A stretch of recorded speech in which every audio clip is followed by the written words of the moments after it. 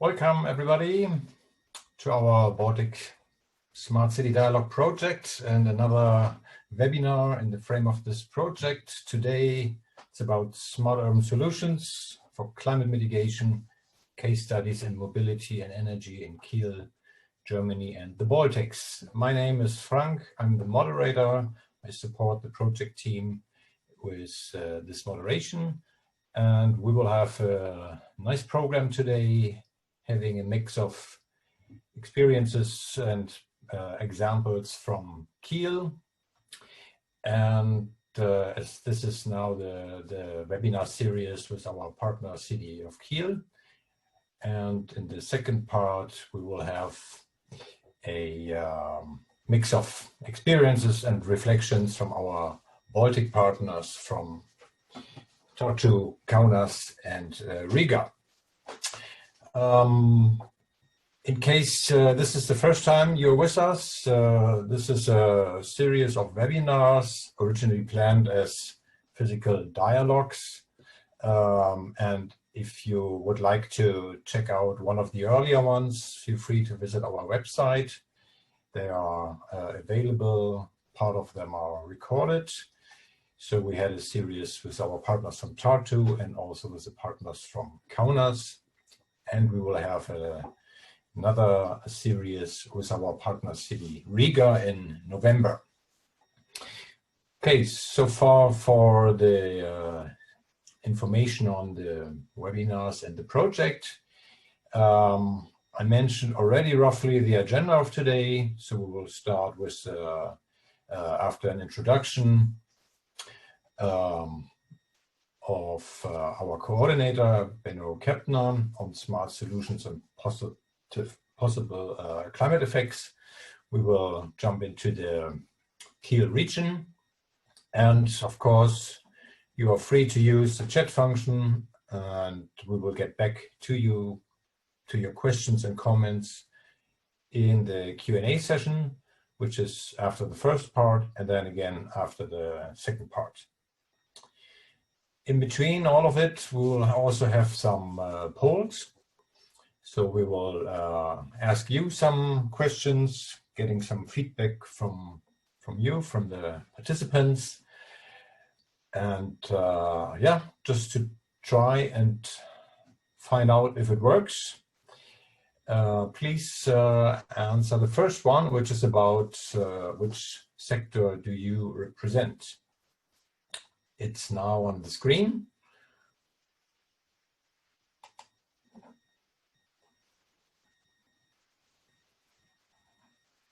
And I cannot see actually if it's running or not.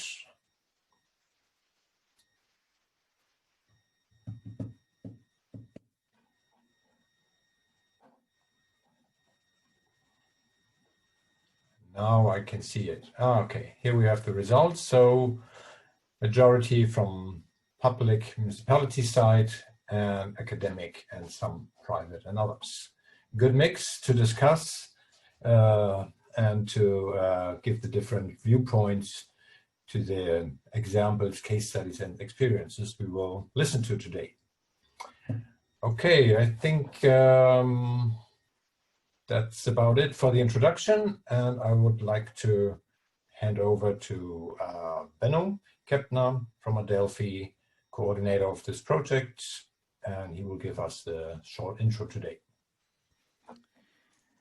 Thank you, Frank. And yeah, welcome to all of you also from my side. I am Benno. If you don't know me, I work for Adelphi and I'm coordinating this project. And yeah, we're very pleased today to talk about a very important topic, namely how we can ensure that smart solutions best serve climate protection in cities. And today, as you've already heard, we want to be as specific as possible and really discuss a range of case studies and their contribution to climate mitigation. Before we begin, I would just like to make 3 introductory comments. And I would like to start with the conclusion. So from our side, from our viewpoint, smart solutions really have the potential to contribute to climate mitigation. However, this is not automatic. as we've heard last week, if you have joined our webinar, there are some barriers and risks we have to address, and not every problem can be solved with digital solutions. But what is really essential for success is to try things out, to experiment and to innovate, and cities are of course really leading in this. And we will focus on this aspect today in our discussion. So as I said, some introductory remarks, which are based on a project we conducted on behalf of the German Environment Agency. My first comment is about the term smart city itself.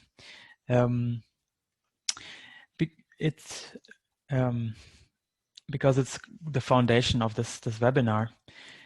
As you probably all know, the term smart city sounds very good, but it is also somewhat unclear what it is meant by it. And I think there are many reasons for this. One important reason is that it is really, first and foremost, a vision for the city of the future. So the term, the concept is intended to answer many questions, namely, how can we move around in the city, so the mobility sector, more intelligently than currently? And also, how can we obtain energy even more smart? And also, how can we transport our waste even better?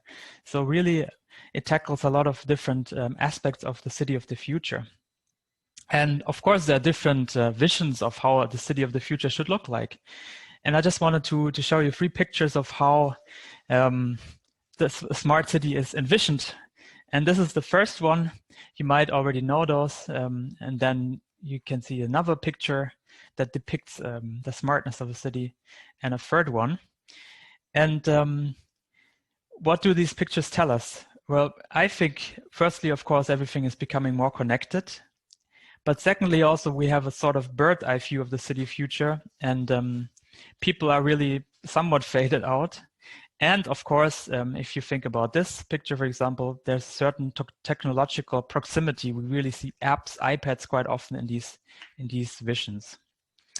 So against these images of a city of the future, there have been many questions raised. So some of the questions are, don't we need to focus more on other aspects? First of all, maybe citizens and their concerns. And what exactly do digital technologies help us with, and what maybe not? And is it just enough to connect everything? And shouldn't we just start, for example, with goals of the city, such as climate goals, and then ask the question what digital solutions can help for these goals, for achieving these goals?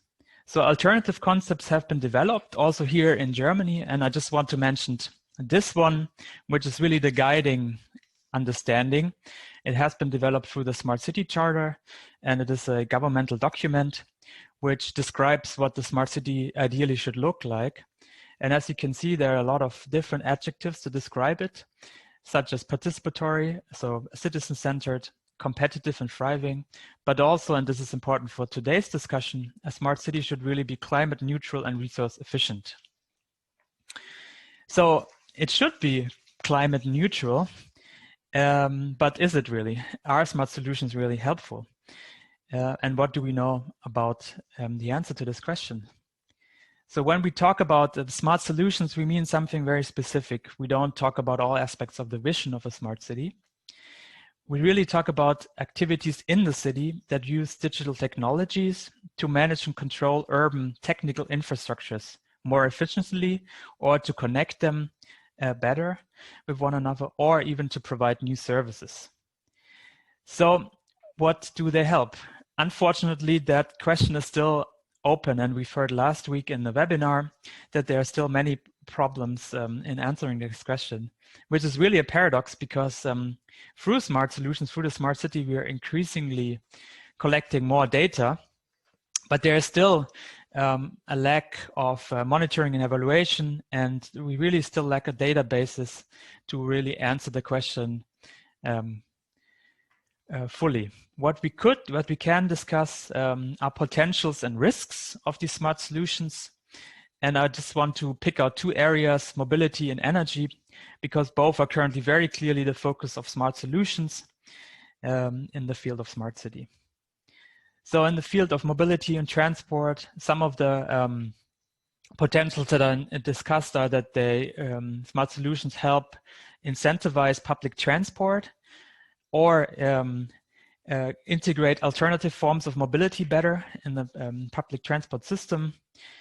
And also in the field of energy, help rendering, for example, buildings more energy efficient, provide real-time data, and thus really the basis for decision-making in the city. And also helps, if you think about smart home boxes, to raise awareness among citizens. So we see some potentials, but as you have heard last week, and I just want to repeat that, there are also some risks we have to really keep in mind. One risk we discussed last week is the problem of burden shifting. So even if we have benefits in the use phase of a digital technology or app, there might be quite a significant amount of environmental impacts that arise in the production phase or in the waste phase of this very technology. So the burdens might really shift from one phase to another. The second one we have briefly tackled last week is the question of rebound effects. So as many of these smart solutions strive for efficiency, they run into a problem called rebound effects. So what is meant by this? If we take the example of a parking app that helps us finding a parking space in the city, that of course could help the environment on first sight, because maybe there's less traffic and maybe less transport needed to go to this raised parking space. But the increase in efficiency can also result in an increased demand, which really offsets those benefits. So we should also keep the rebound effect in mind. And also there's the risk of overestimating digital solutions, because many climate challenges can only be solved by non-digital measures, or when closely integrating non-digital measures and digital ones. So just to take the example of public transport, of course, mobility points, for example, help incentivize, but we still also have to increase in frequency and capacity of the public transport. So we really see potentials, but also risks, and that means we have to understand smart solutions as an instrument that we have to use wisely, and we really have to reflect and plan accordingly. So from our point of view, we should really ask us a couple of questions that help guide us if we plan smart solutions. One of the questions is, does the solution really address the city's key climate challenges, or does it concern something that is really not highly problematic from a climate point of view? And then also, is the solution compliant with climate targets in the city? And are there positive climate impacts foreseeable through this smart solution? Is it integrated with other solutions in other infrastructure sectors, for example? And also, is the smart solution taken together with other non-digital measures to really help climate mitigation? And has it been considered whether analog solutions might be the better way to go to foster climate mitigation? So that means, from our point of view, there are potentials and risks through smart solutions. We really have to think about them quite thoroughly, and we have the opportunity today to do so, because we will hear a lot of different case studies today, and we're very excited about this. So some of the questions we want to discuss today is actually what do you implement? What is the case about? Then a core question is, of course, how does your activity contribute to climate protection in the city? And then also we want to raise the question, what currently hinders you in your work, and what do you wish for? And with that, I would like to thank you all for your attention. I wish us very fruitful discussions, and I give over to Frank. Frank. Thank you very much, Benno, for the introduction. And we jump right into the program. You heard about the different challenges and sectors Benno was defining with the smart city. So the first question goes to the participants about the sector you would see the biggest challenges for climate mitigation in your city. So there's a poll open right now with 1, 2, 3, 4, a couple possible answers. Please.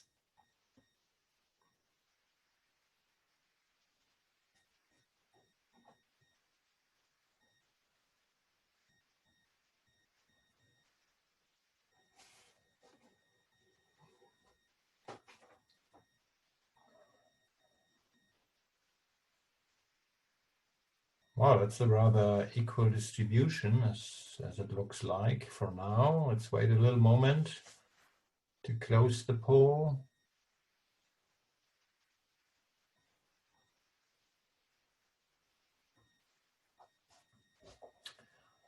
Yeah, the building sector, but followed by municipality, again, building, energy consumption, and then transport, business and private consumption. So a lot of fields to tackle, and we will start actually our first presentation with an citizens-oriented bottom-up initiative. It's the Climate Mitigation Network from the region of Schleswig-Holstein, called Mokwi, and Kim Svenja Strupp is with us, and she's from the region of Kiel and will present this initiative. Kim, would you start your presentation? Yes, thank you. I can't yet. You haven't allowed me to start it, so I can not give you my screen. You have to allow me to take over, I think. I hand this question over to Leon and Benno. I also still see the poll. Maybe that's should be possible now. Try again, please. Can you see it now? No. No. So the program doesn't ask me. Normally Zoom asks me if I now I have it here. So now you should be able to see it. We'll see you now, which is nice. Hello, but the presentation is still not on the screen. So, do you see it now? No. That is. It asked me to become the one to take over the presentation. Can you ask me once more to like split my screen? You have to use the green button, Bildschirm. Yeah, I did. And now then I select the PowerPoint. Now I can do it. So let's see. It works. Excellent. It works. Great. Then thank you. Okay. Yeah, I want to tell you a bit about our online platform Mokwi. Mokwi, it's the Northern German expression for let's do it.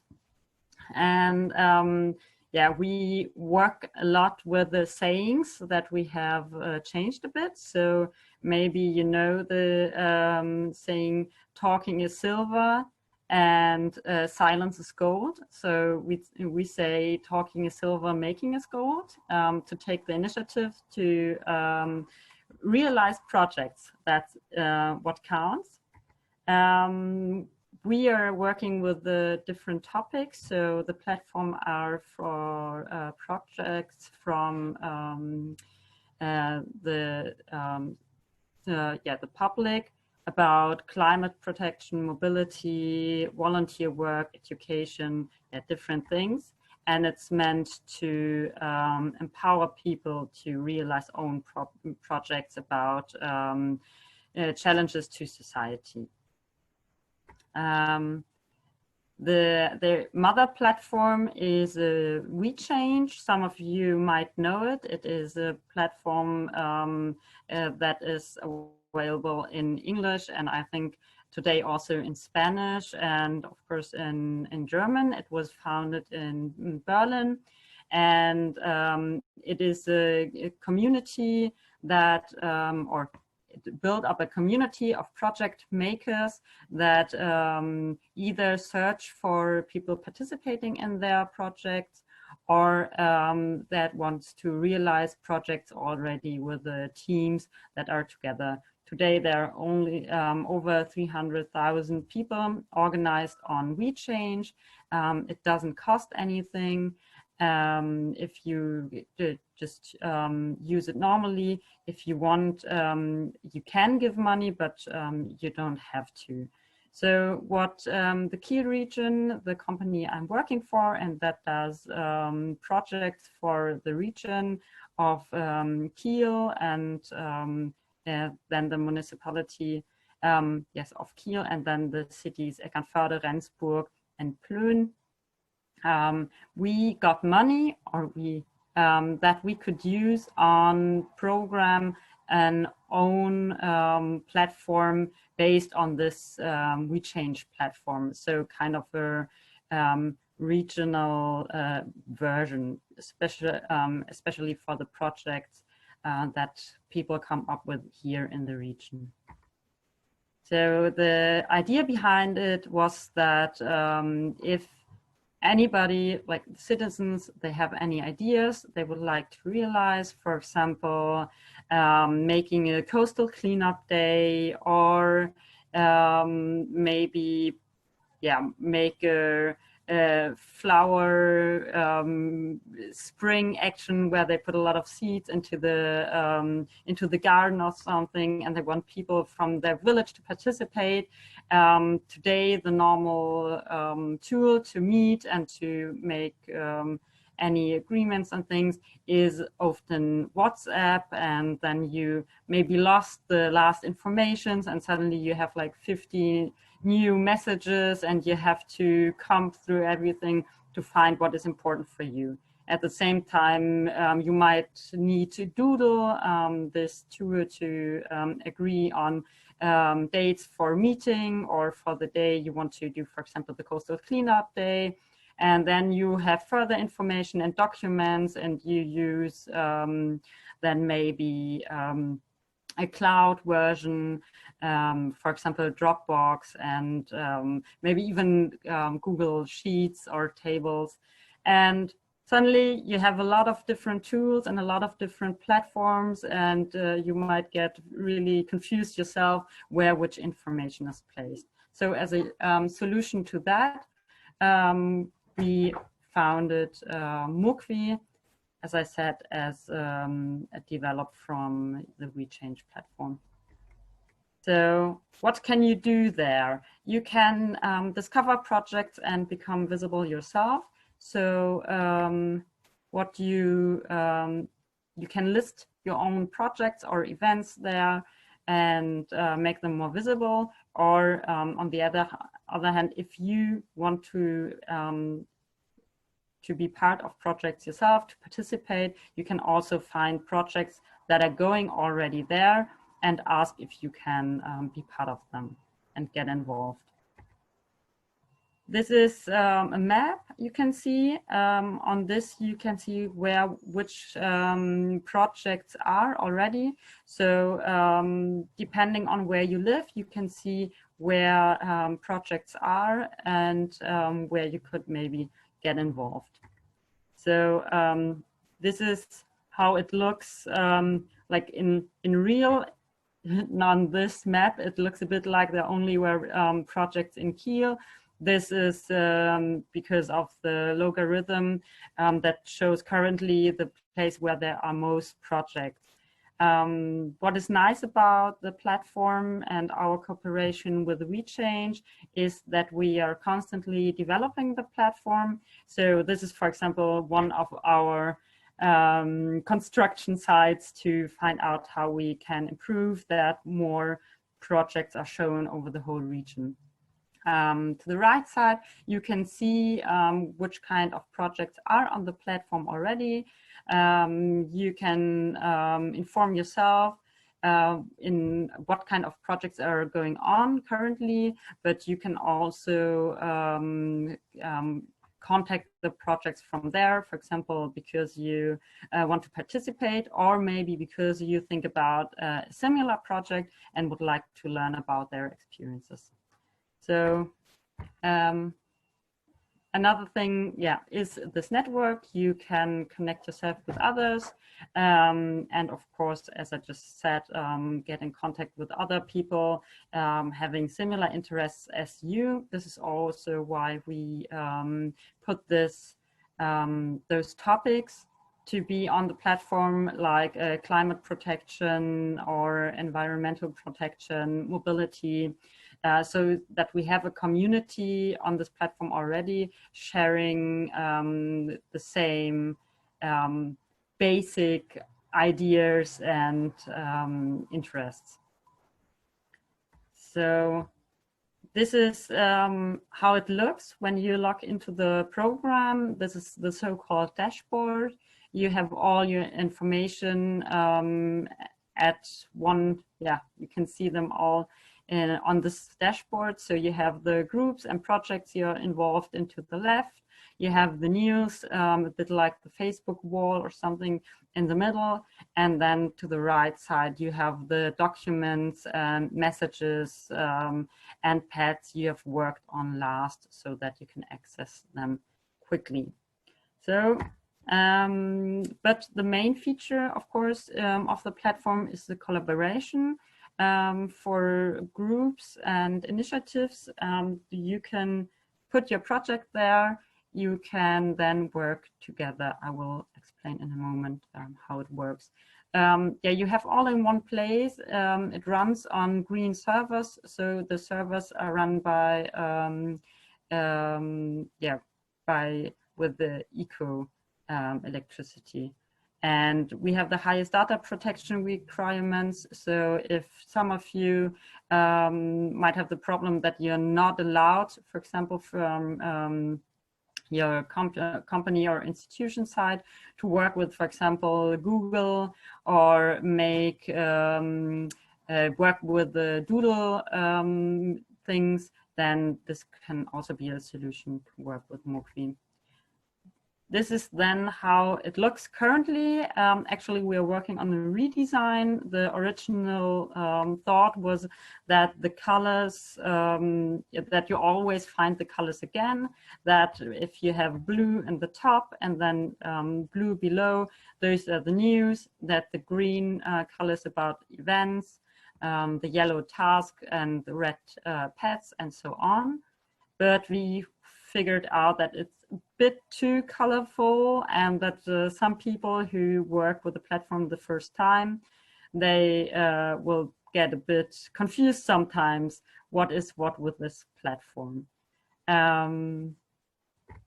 Yes, you can here see the pad function. So yeah, it also works a bit like Google. You can work together on documents. You can write at them at the same time, sitting at different places, and by that develop texts together. The same is for tables. So you can also have the tables there, work on them together, and also share them as the file sharing. Sorry, this is the file sharing. Yes, you can upload it. You have a bit like a Dropbox or something. You can upload a lot of files that you want to share.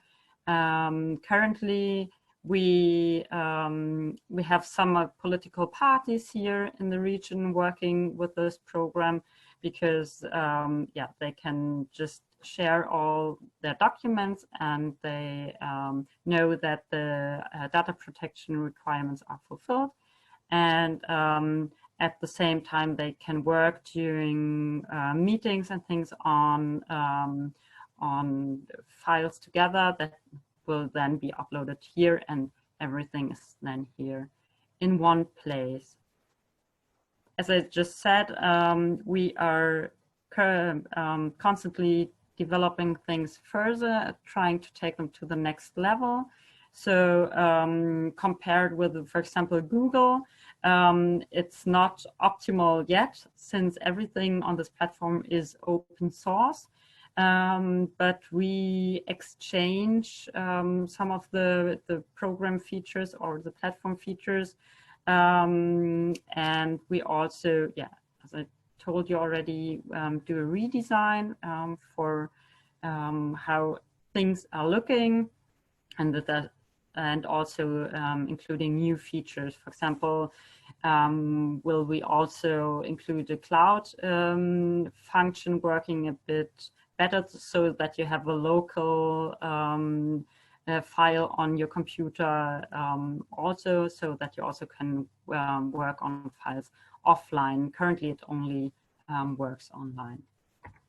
The platform is a common project for the city and Kiel and the municipalities and climate protection managers of the of Kreis Rendsburg-Eckernförde and Plön. So if you have any questions, you're very welcome to ask them now or in the question and answer round in a while. Thank you very much, Kim, introducing this important initiative. We have already a question, and we will come back to this and some more question after the first block in the Q&A. Let's move on. Let's to the next speaker. Actually, we had planned for a colleague from the Stadtwerke about smart energy, but unfortunately it's not available today. So we move on to a bike sharing initiative in Kiel, presented also from Kiel region, and a colleague of Kim, as far as I understood, Philipp Walter, will explain what Sprottenflotte means, and maybe you have an English translation for this. I'm looking forward to your presentation. Yeah, thanks for the invitation.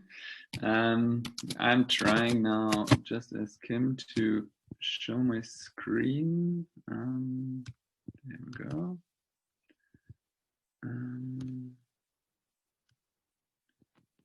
Okay, can you see the presentation now?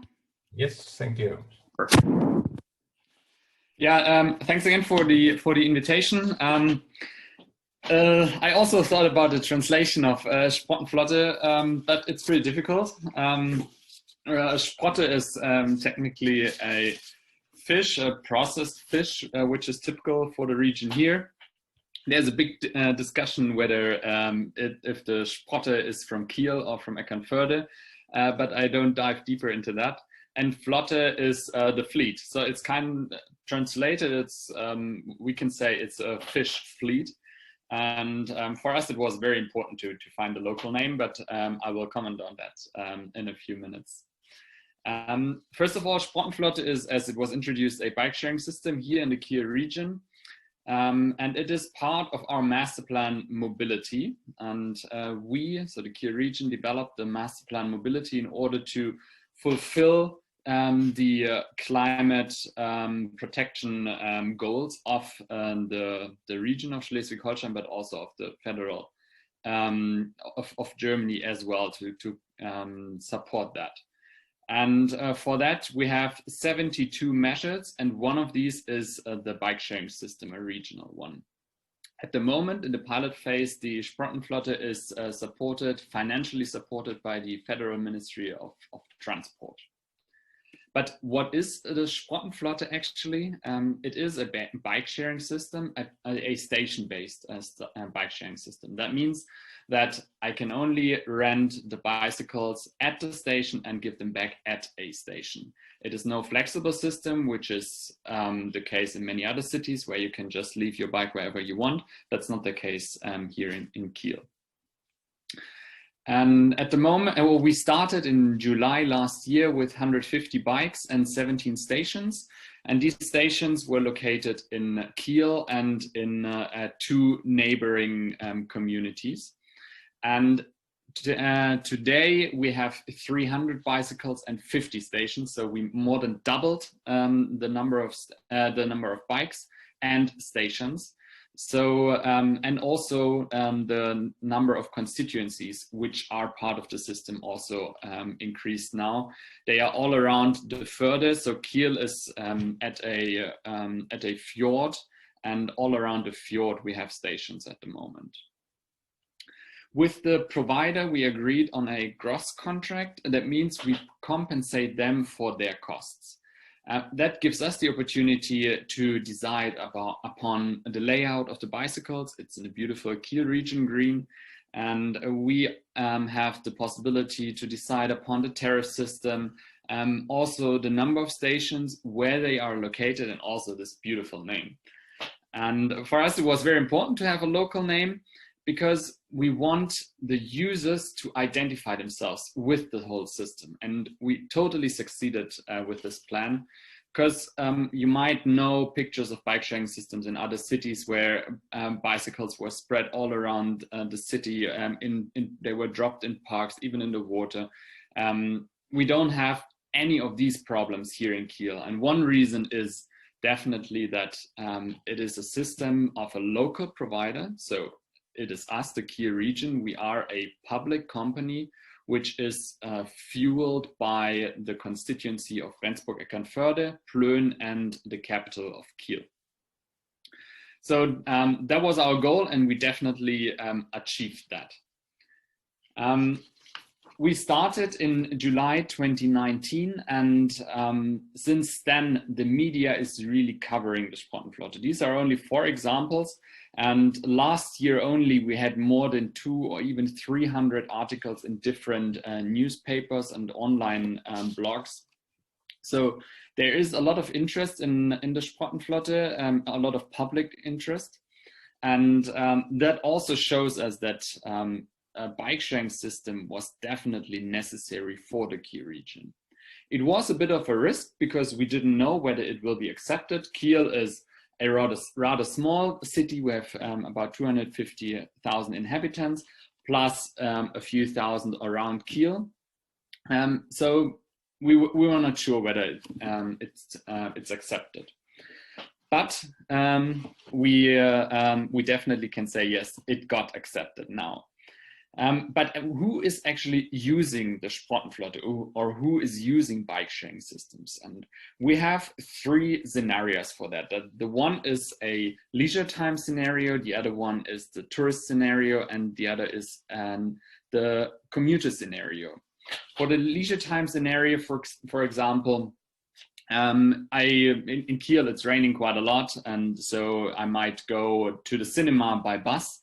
And after the movie, the bus is not going anymore, so I can decide to use the Sprottenflotte to get back home, because it also stopped raining. So also in my leisure time, I have the possibility to rent a bicycle flexibly and spontaneously. The tourist scenario is that me as a tourist, I have the possibility to rent a bike and get to know the region. And also me as a person from Kiel, I can rent 2 bikes at once. So if I have visitors at home, I can show them around with the Sprottenflotte. And the third scenario is the commuter scenario. And this is the more evident or obvious scenario. For example, we have a lot of people commuting to Kiel from Plön, for example, or Rendsburg. They have now the possibility to switch at the station to Sprottenflotte. So besides their own feet, the bus or a taxi, they have another opportunity to reach their destination. So the Sprottenflotte is not only making riding bicycles more attractive, but also makes other means of transportations, namely in this case the train, more attractive. So in general, the Sprottenflotte is a low barrier offer for citizens. It's really easy to use. How to actually use it, I will explain in a few minutes. And it's definitely a useful and important complement to the public transport and the private car. And also for companies, it's very attractive because they give their employees a new opportunity or an additional opportunity to reach their workplace, and can of course use it in their corporate social responsibility. The main goal, obviously, this is also why it's supported by the Federal Ministry of Transport, is that it's a relief for roads and parking, namely that it reduces traffic. And of course, it's difficult to get actual numbers, how many rides by car the Sprottenflotte avoids. But it's definitely an important signal to everyone living in the region that there is an offer they can use. And with the few thousand users we have every day, it's definitely reducing some car rides. And obviously, this is also why it's part of the Green City Plan of the capital of Kiel. It's an important contribution to the municipal climate protection. So the numbers. Since July 2019, we acquired 25,000 registered users and 240,000 rentals. I just see that the left graph should be the other way around. Obviously, the rentals, they go up, of course. So at the beginning, obviously, we had a few rentals only because we only had 150 stations and 150 bikes and 17 stations, and we increased that gradually. And you can also see two peaks in the week 4 and 7. There we had strikes of the bus company here in Kiel, and suddenly we had more than 1,000 users on these days.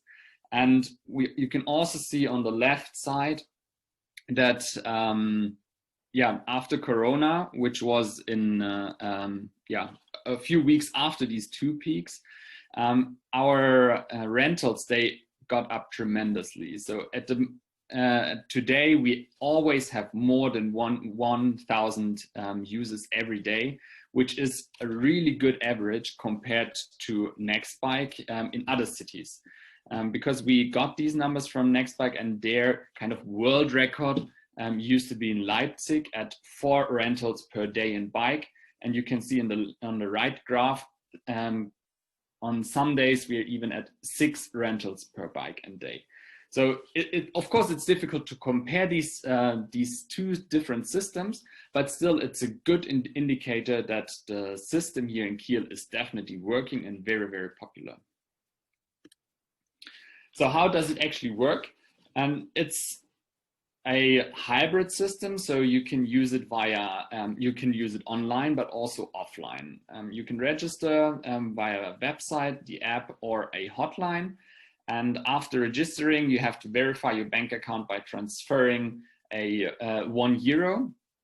And after you got verified, you can actually start.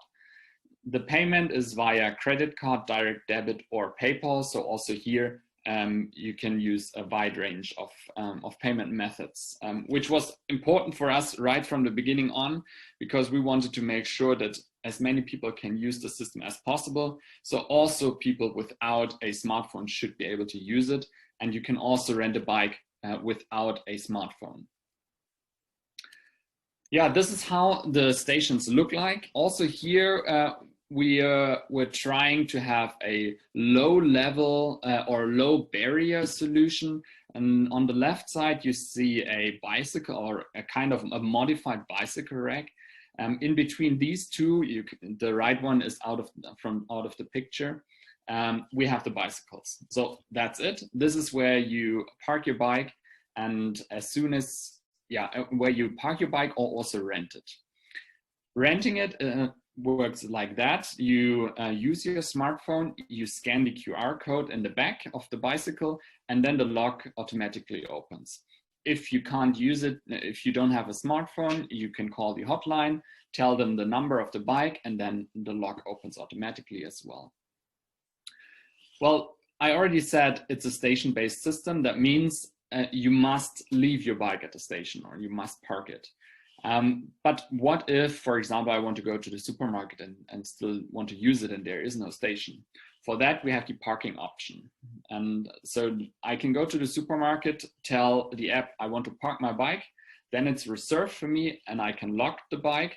And the system realizes, okay, this park is only locked and it's only parked and not locked. So after the shopping, you can open the bike again and reach your destination where you can leave your bike at the station again. You just you just close the lock, and then the bicycle is back in the system. I already said that currently we are at the pilot phase. Now you eventually see a map of Kiel. So we are currently in the blue phase. That's the pilot phase until end of this year. We have stations from Altenholz, which is in the northwest of Kiel, up until Laboe, which is in the northeast. And from next year on, we are planning to expand the whole system to Eckernförde, Rendsburg, Preetz, and Plön, which are the orange areas. We are at the moment in really good negotiations with these communities.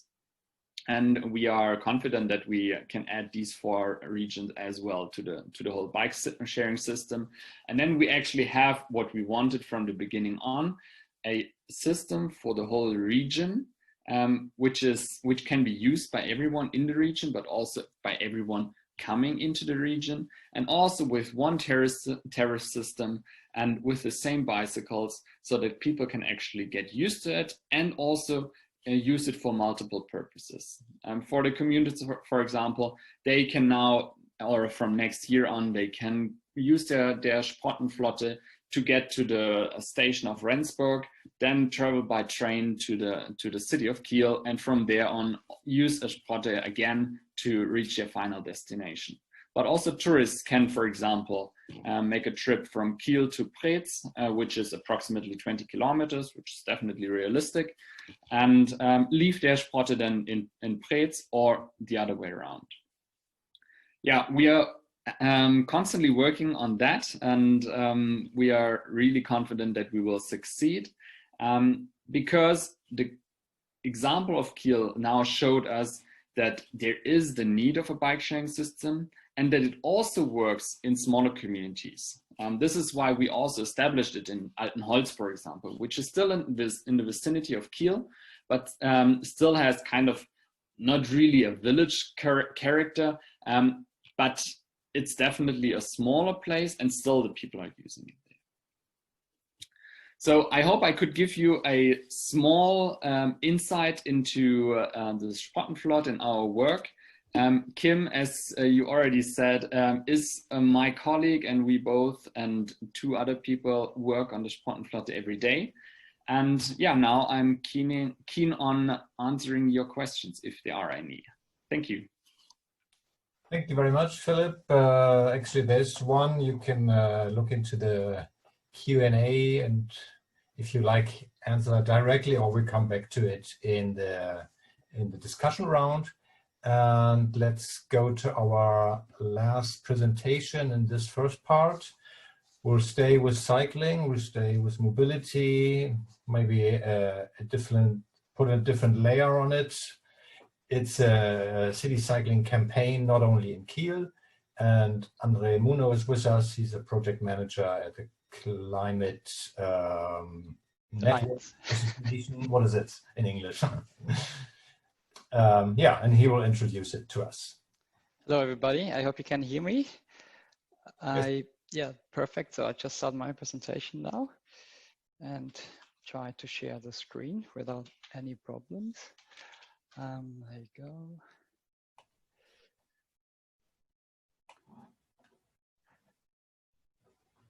So you should hopefully see something now. Yes. Okay, perfect. Yeah, so hello. Yeah, thanks for the introduction. My name is Andre Muno from Climate Alliance is actually the English name. In German, it's called Klimabündnis. So yeah, we are an organization of local authorities. So that means cities, towns, regions, etc. are our members. We are internationally, and so everything we do is for and with municipalities. And what we offer, for instance, are campaigns to promote sustainable mobility, for instance, because the overall game of our organization is climate adaptation and climate mitigation. So that's why we were funded now exactly 30 years ago. So one big campaign we are offering municipalities is called the city cycling, in German known as Stadtradeln.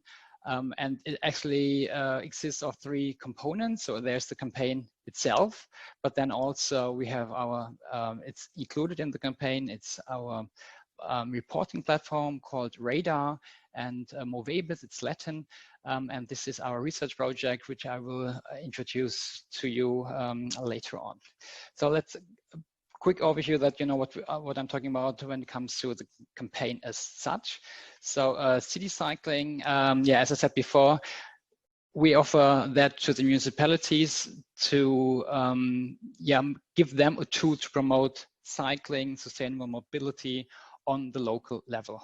So it's run by the municipality. That is important, and the whole concept behind it is a competition between municipalities on the highest level and within the municipalities between the teams there. So through fun and enjoyment, we want to get people back on their bikes or on their bike at all, and the competition is, so to say, the vehicle to do so. And that's why, like in a nutshell, we want that more people cycle more often, and the campaign should help with that. So how does it work? The municipality can decide between usually May and September. Due to Corona, we extended the period now until, or including October this year. The municipality can then decide when they want to implement or run that campaign on the local level. And within the municipality, it's 3 consecutive weeks where the campaign is running. And during those 3 weeks, as much as possible kilometers should be cycled rather than spent in a car, for example.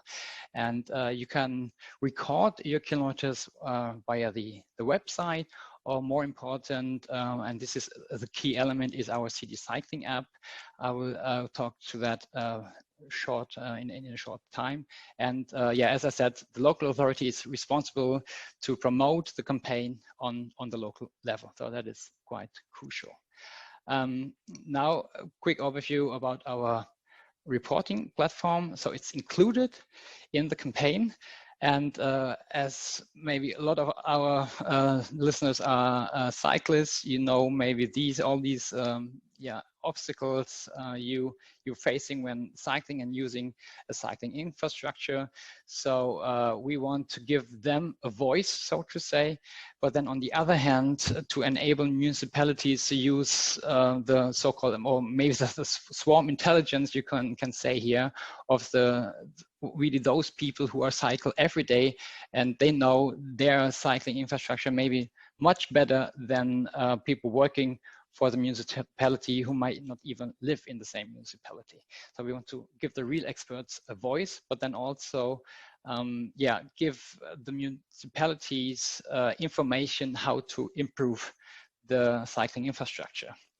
So to do so, it's of course important, especially for the municipality, that we need really like an effective, easy to use tool so that they can manage all those reports. On the other hand, of course, it has to be also quite easy for the users itself. So here again, the app is crucial to use, so you can locate yourself already. Then a pin will be put on the map, and you only have to decide what problem you're facing here, which obstacle you want to report. And as soon as you click the send button, you can upload a picture also, if you want, from a pothole or whatever. And then the municipality will automatically get an email telling them, well, you got a new report, so please go ahead and solve the problem, sort of. And here, of course, we also want that just due to a better improved cycling infrastructure, we will generate more people to use the bike then, quite obviously. So this is the overall goal here. And that's why we came up with our Radar platform. And we see it also like a planning instrument for municipalities, and on the other hand, really like a citizen participation instrument, enabling to interact with the city and the inhabitants on the other hand. And it is optional to use. So when city decides to run the campaign within those 3 weeks, it's even free of charge. But a lot of municipalities say, no, we want to offer that tool throughout the year, and then some fees are applying. Now to the actual research project. We are running also included in the campaign called Movebit. As I said before, it's Latin, and it means you will be moved, or you are moved, or you move. And this research project is funded by the German Federal Ministry of Transport and Digital Infrastructure. And the project lead is actually here the Technical University of Dresden. And through that project, we want to answer all those questions you can see here and answer them for the municipality, so to say. So we want to know, where actually do people cycle, how many are cycling on particular roads, who is cycling, maybe more younger people who are not afraid of a major road, for example, or is it more also elderly people? Maybe we want to know who is cycling when.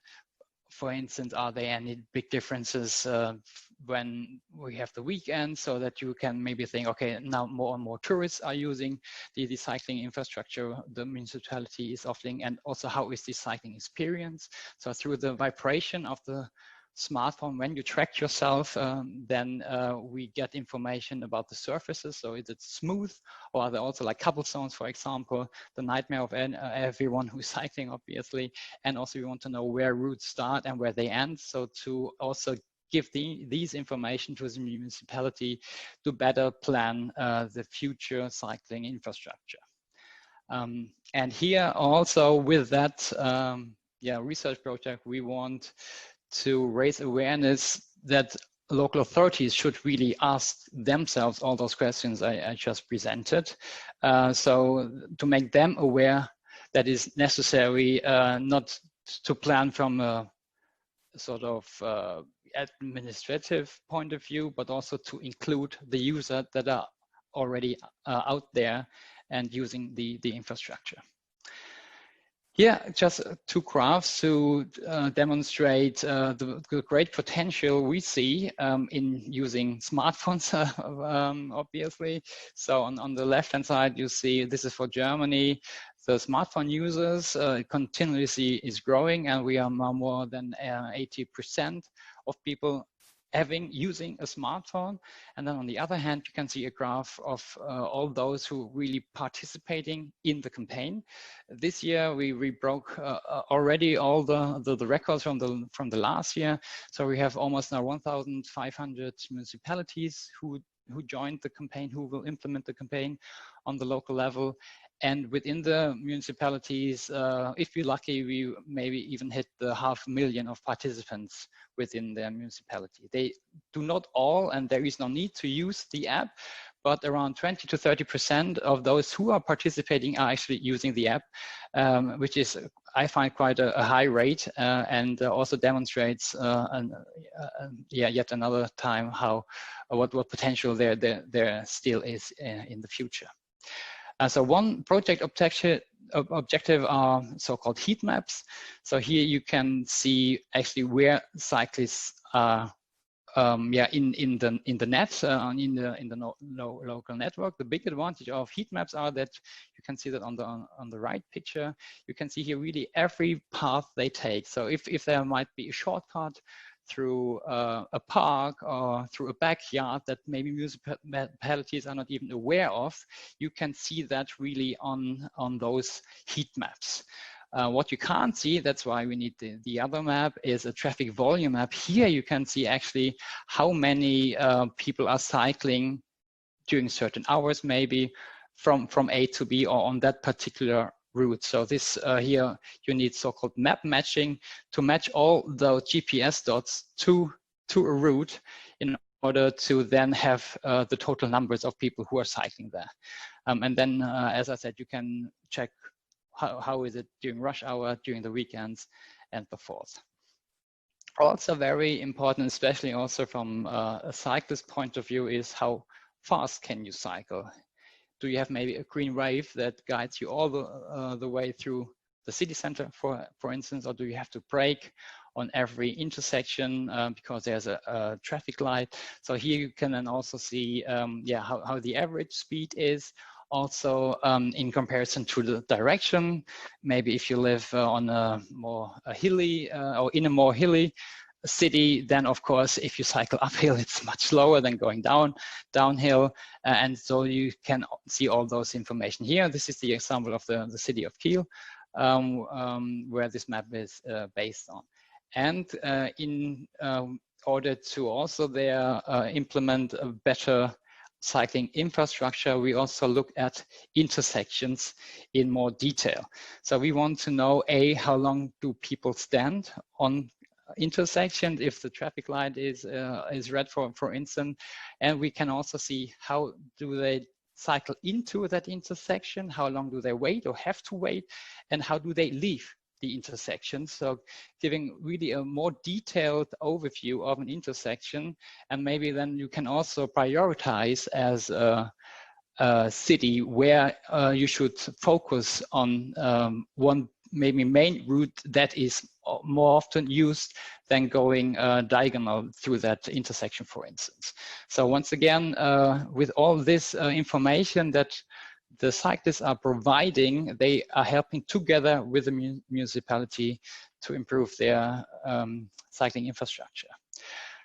Also, this is one last example then of the objectives we have is so-called origin and destination relations. Also, the example of Kiel here. So you have filters where you can choose, because at the moment it looks a bit like overwhelming, this picture. So you can, through filters, you can then narrow it down.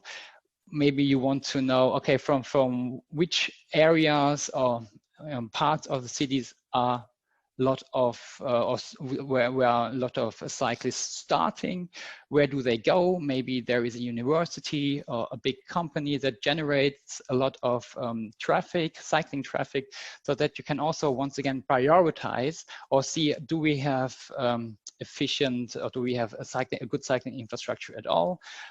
Is there anything the municipality can improve also for these people? And for this map is then quite important and good to give an overview. I was asked to talk about some challenges we are facing, so yeah, this is just a few I've written down.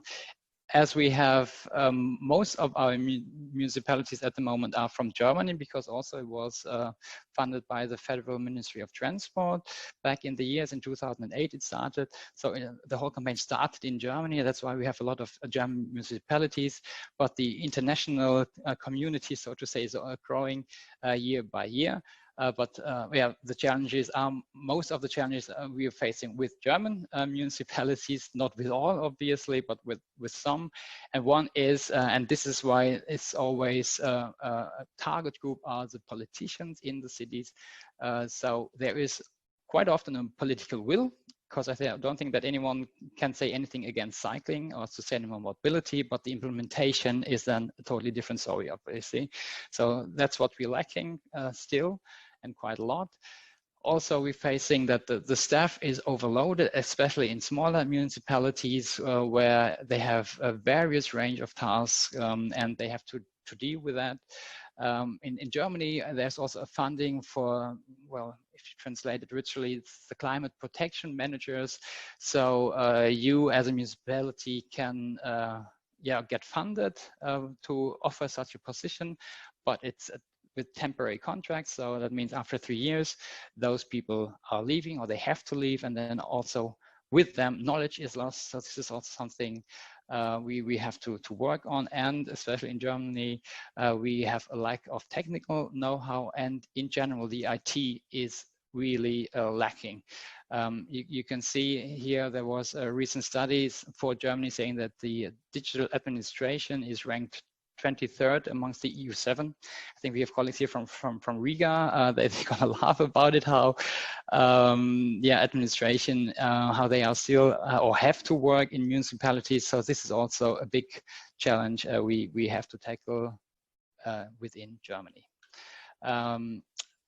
Some approaches or ideas to overcome those obstacles or those challenges is, of course, the political will, and to raise awareness with that about the potential of cycling, not only to climate adaptation, climate mitigation, but also you have health benefits, money benefits, and so forth, and also to raise awareness about digitalization.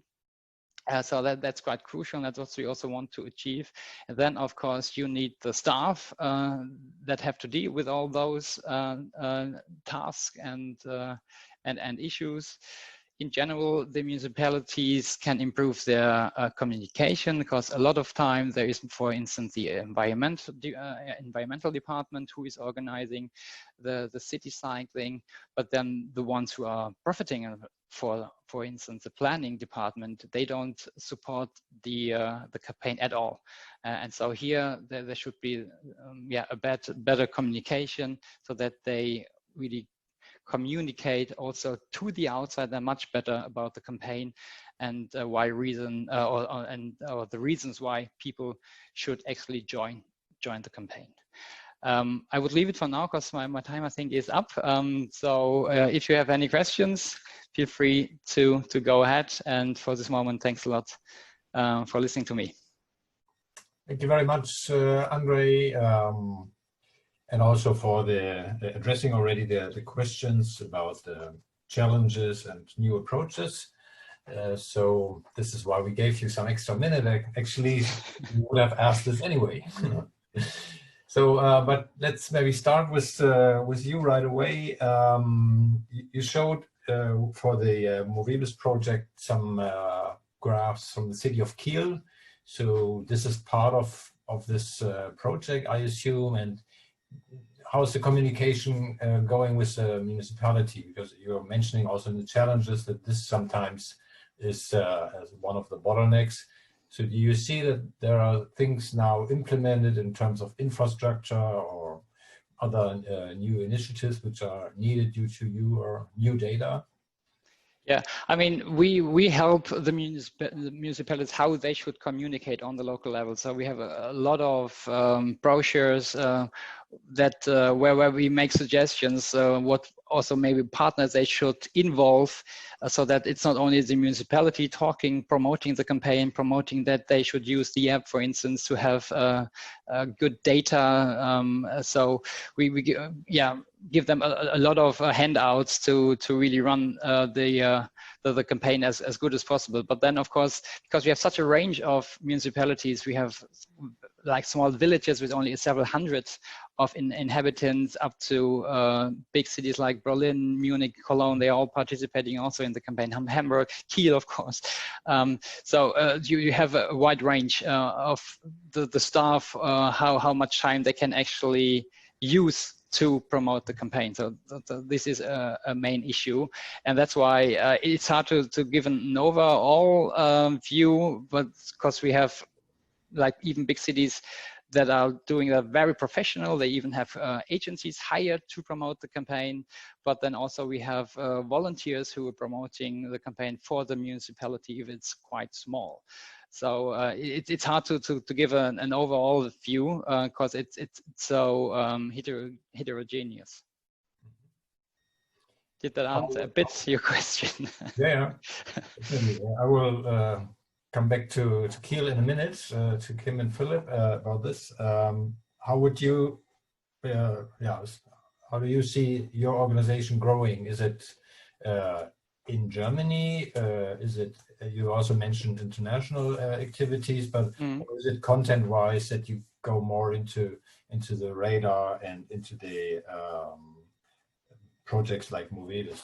Yeah, well, you saw by the the graph where I showed with the participants, we have almost the same graphs with the municipalities actually participating. So we started in 2008 with 23, I think, municipalities. Now we almost have 1,500. So this is great. On the other hand, on the But on the other side, it's also a challenge for us because we have to deal, of course, with all that data. So we're really talking about big data, and that's why we have the Technical University of Dresden on our side. But also they said, although they're dealing with big data, especially this year, it's quite challenging also for them. And so they learn also a lot, which is good. And that's why we have that research project. Yeah, we continuously growing and growing. It's as I said, it's two side of a coin. So it's quite challenging for us too. But we see because it continuously grows that much, so municipalities are really now aware that they also have to communicate like marketing for cycling.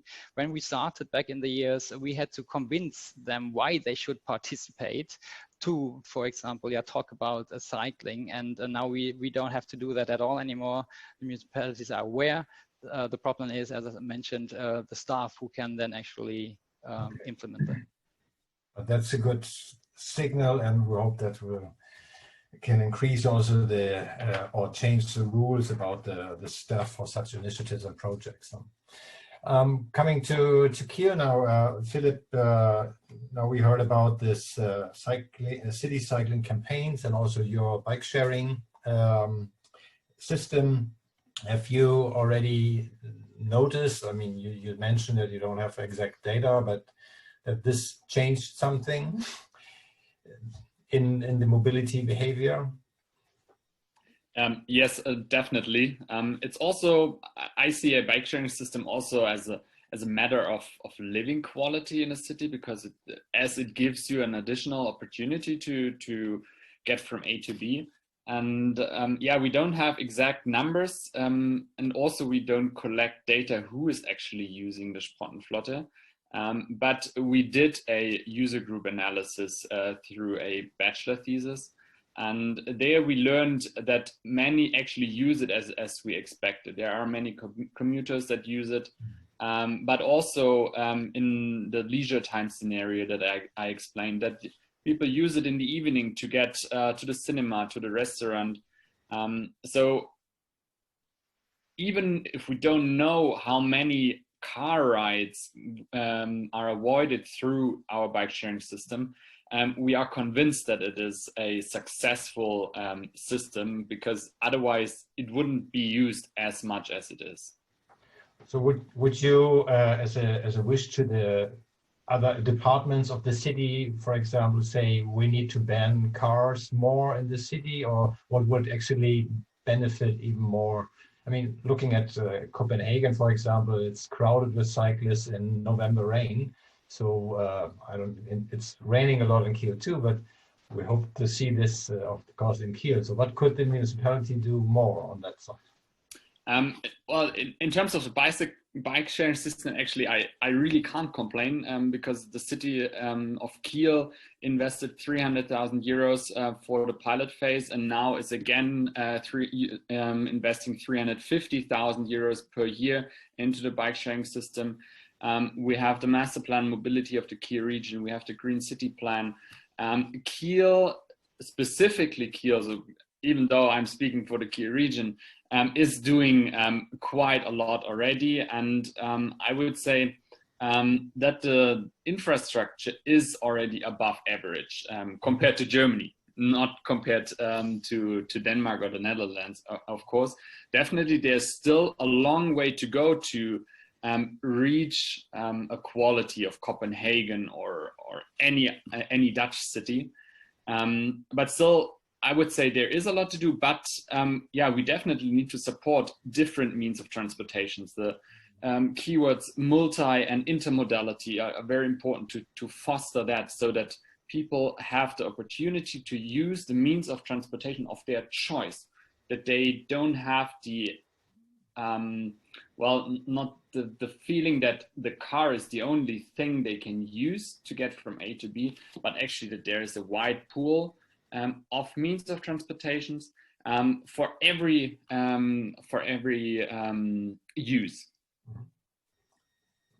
Besides Kiel and some other cities, let's say in your region, there's a lot of also rural areas. small villages, and would e-bikes, for example, be an issue to diversify your service, your sharing system? Yeah, definitely. E-bikes extend the travel distance. A normal bike without engine, the average distance, or a distance that can be covered, is about 5 kilometers. For e-bikes, it's 10 kilometers. So definitely e-bikes are a way to make cycling more attractive, which can be seen already because so many people buy e-bikes. Many do that for leisure time purposes, but also there are also companies who get e-bikes for their employees. And we are planning to add e-bikes into the system, as well as cargo bikes. Okay, thanks a lot. Let's talk about the Mokwi initiative a bit. Kim, you explained and showed, it was, I think, mainly in German, but maybe you can explain it a little bit more. What kind of initiatives are in the majority on this platform? What kind of citizens use it, for which purposes? Actually, it's very different people using the platform. We try to communicate the existence of the platform to a wide variety of people who have started to work on it with like different numbers. Especially students are using the platform, so we can see that people who don't have like an institution, maybe own servers, or already long since like forever having worked with the same tools. So students and young people, but we can also see that more and more others are starting to using that, as for example the Green Political Party here in Kiel. They have started to organize it, but also the platform is used on different levels. So there are people working on it, so collaborating within the project. Sometimes we as community managers don't really see how much they work, how many activities they have in the projects. Then there are others to use the platform to promote own events. So on the dashboard or also in this area, which can be seen also only without an own account. They put their events there, or any news that they would like to spread out to everybody. And then we know from politicians, or also from other public institutions and NGOs, that they go to the platform and check exactly those news or events or the new projects that have come on the platform, to see what kind of movements and what kind of trends currently are moving people. You actually controlling or keep an eye monitoring the initiatives, also in terms now of climate mitigation, let's say, probably difficult to measure, but are you an active provider, or are you more just offering the platform and then you stay away from what the people's initiatives will work on? Both. So on one hand, we are very in the background. We work on technical issues, and we also do workshops for people who call us and ask how the project or the platform works. But this is only an option, so people don't need to do that. Also in some workshops or activities we do in other projects in the Kiel region, we develop ideas, and then we try to get people to put their ideas also on the platform, of course. With regard to regulation, there is close to nothing we have to delete from the platform. So there's not really any strange political or sexist or whatever things that are coming to the platform in form of events or news or whatever. I think there was 1 or 2 things we had to delete since 3 years the platform is existing now, but this was more because it were companies that made, it was a bit more advertisement than a project they put on the platform. Yeah, that's a thin line to decide on. Okay, thank you very much. I think we should move on to our second part and invite our Baltic partners to share on their experiences and some reflections to what we heard. Before we do so, one little poll for all the participants. In which sector would you expect that digital tools could help the most for climate mitigation? Several options to choose. What's your opinion on that? And while this is running, I would like to ask Marek already to get prepared, let's say, for his first presentation. Marek Must is from the Tartu Regional Energy Agency, and he will introduce some insights from a Smart City, an EU project run for several years now in Tartu. Let's see what's the result. Yeah, the transport sector should actually benefit most of such digital tools, followed by private consumptions and municipality services. Okay, thanks a lot for this feedback. And Marek, please. Thank you, Frank. Hello, good afternoon, everybody. I would like to introduce to you a concept that was developed by a Smart City project, which is called Smart Zero CO2 City. And specifically, because last time we were focusing on renovation, today we are specifically looking at the transport sector. So I would like to give you an insight about Smart Zero CO2 public transportation in city of Tartu in Estonia.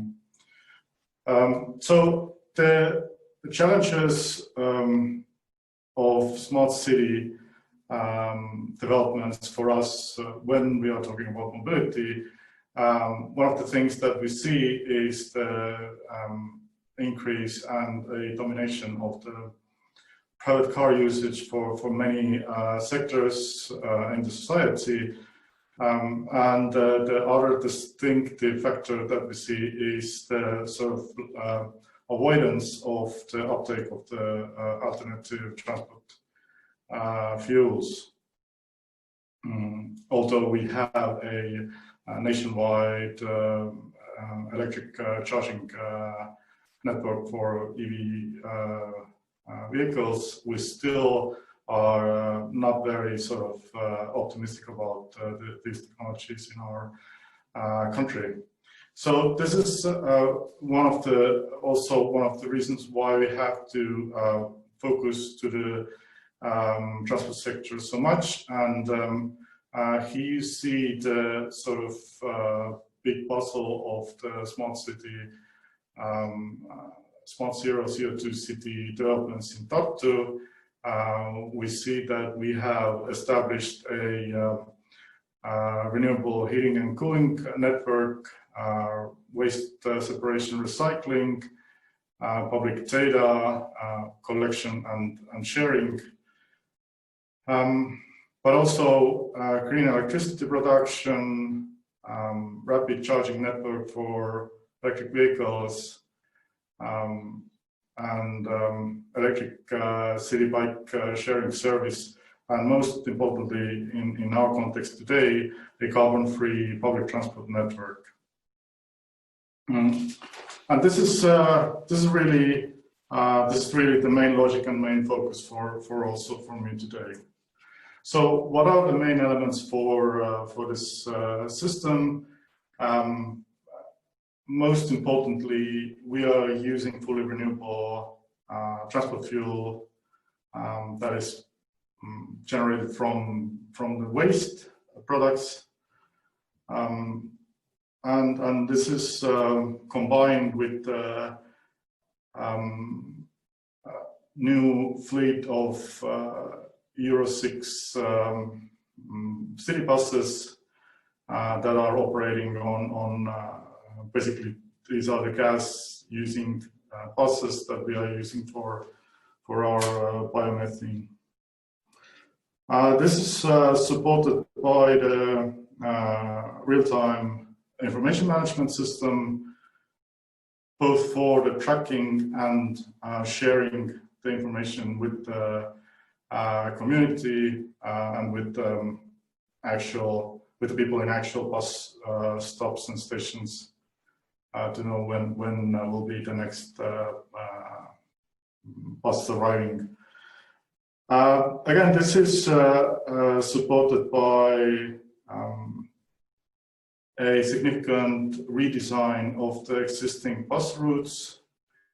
And this was also carried through with sort of cooperation with data collection organizations using the sort of mobile tracking data of the citizens to understand how the transport flows are happening inside the city borders, and what is the sort of best and most optimal bus network that could support the movement of the citizens. When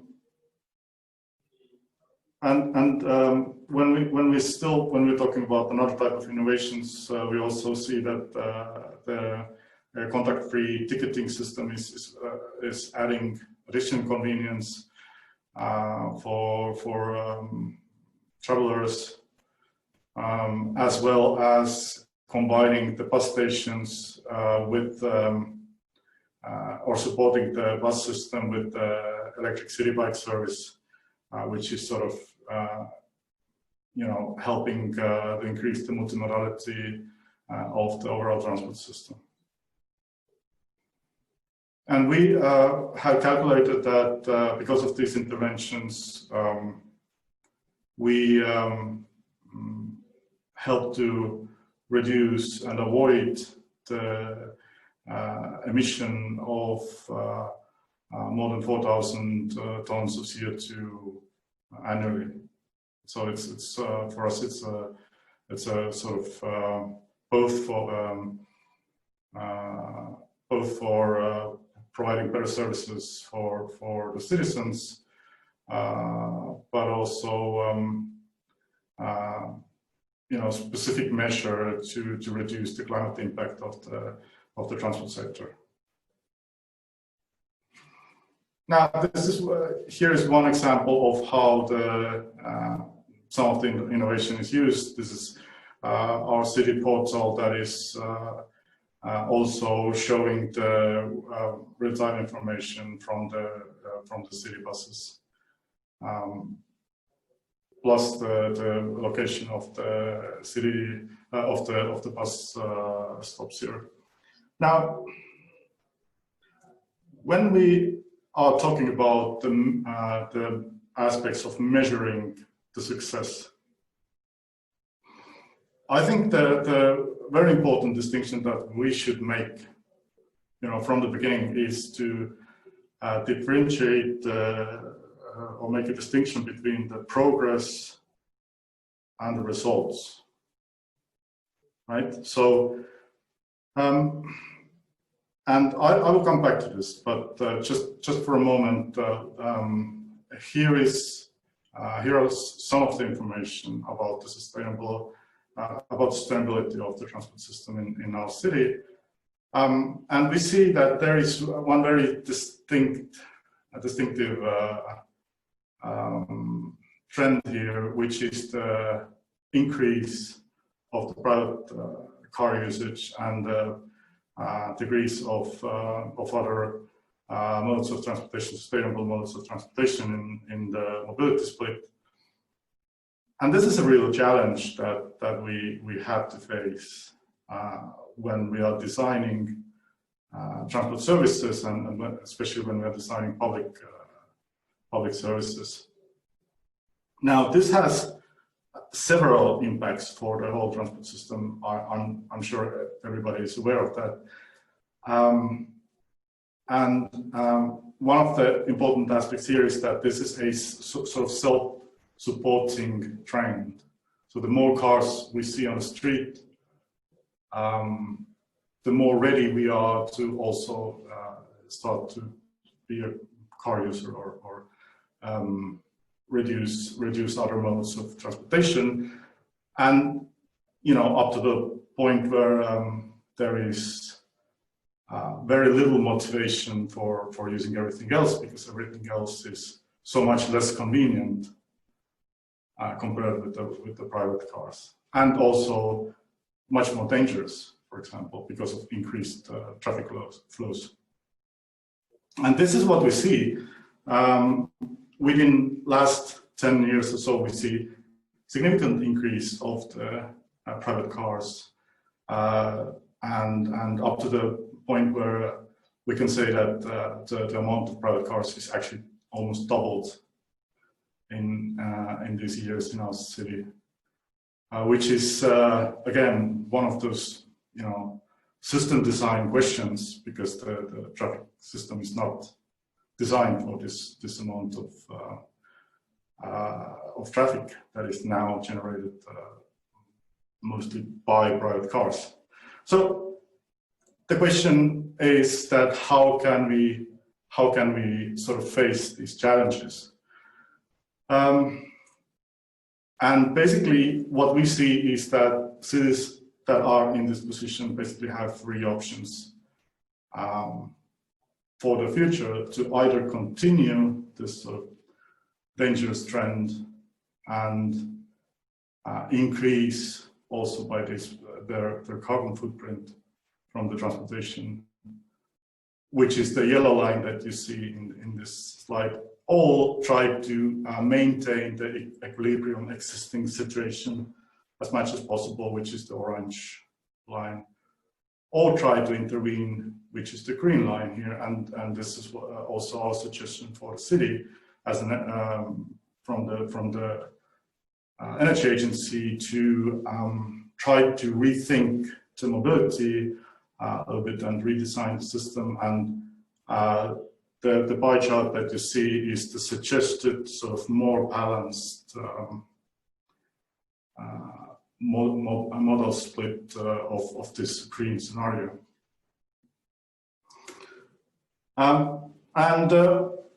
Yeah, now that's basically also the question of the distinction between the progress and the results. The progress is quite visibly, we have a better public transportation system, which has reduced the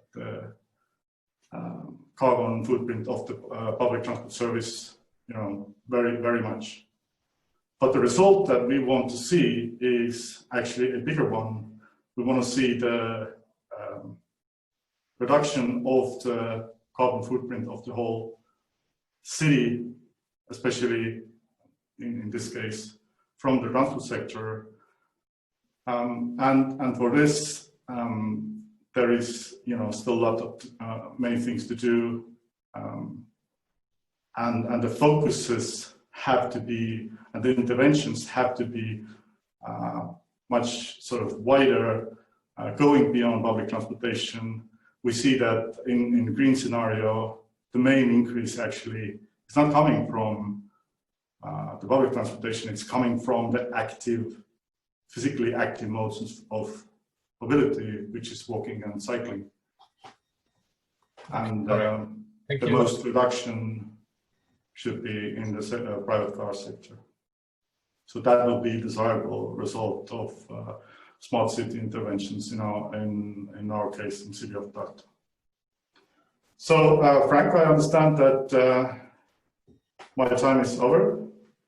So if you have any other questions or comments, please let me know. I will be here also next week. So if you have any other comments, or we can discuss things also there.